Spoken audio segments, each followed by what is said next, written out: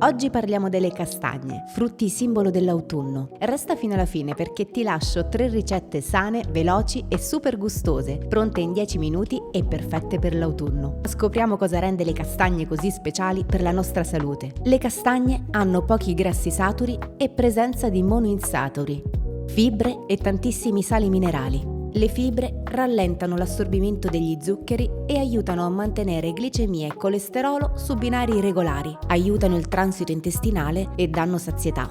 Il potassio è amico della pressione, magnesio e fosforo sostengono muscoli e ossa. Zinco, ferro e manganese favoriscono immunità e metabolismo.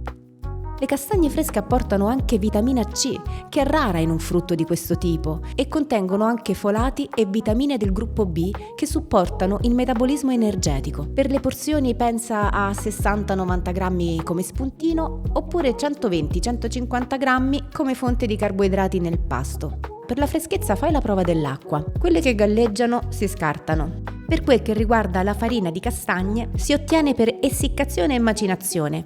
I nutrienti nella farina sono più concentrati e il sapore è naturalmente dolce. La farina mantiene molte proprietà come carboidrati complessi, fibre, molte vitamine del gruppo B e i minerali. Perde però quasi tutta la vitamina C e una parte dei folati.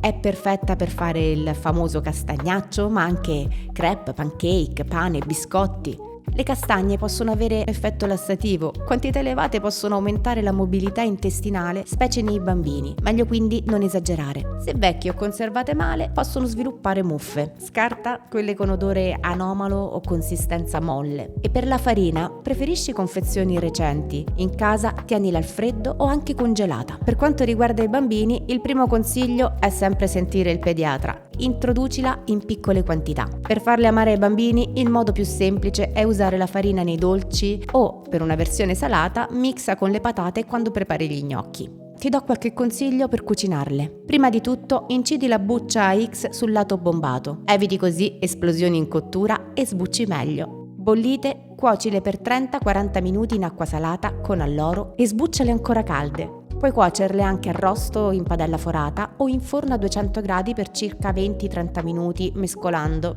e dopo la cottura avvolgile in un canovaccio per 5-10 minuti. Il vapore aiuterà a togliere la pellicina. Quando sono crude conservale in luogo fresco e asciutto. Cotte durano 2-3 giorni in frigorifero e le castagne si possono anche congelare già sbucciate per 2-3 mesi. Ma come si fa a scegliere le migliori? Innanzitutto osserva il guscio.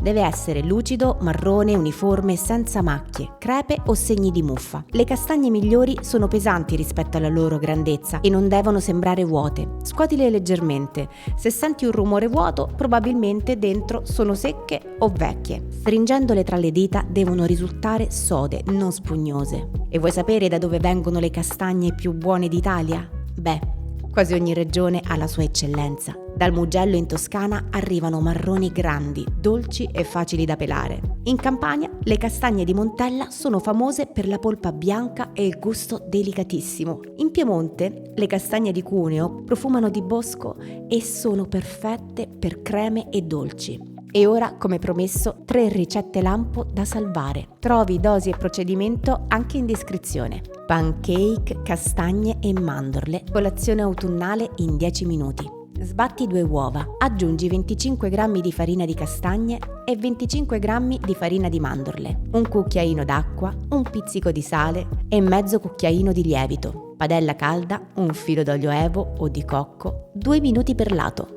Servi con crema di mandorle, noci tritate e cannella, soffici, profumati, sazianti. Ricetta numero 2. Funghi ripieni autunnali. Mescola 200 g di zucca cotta e schiacciata, 30 g di farina di castagne, un uovo, rosmarino o salvia, sale e pepe. Riempi le cappelle dei funghi, spennella con olio evo e inforna a 180 gradi per 25 minuti. Fuori croccanti, dentro morbidi. Ed ecco l'ultima ricetta.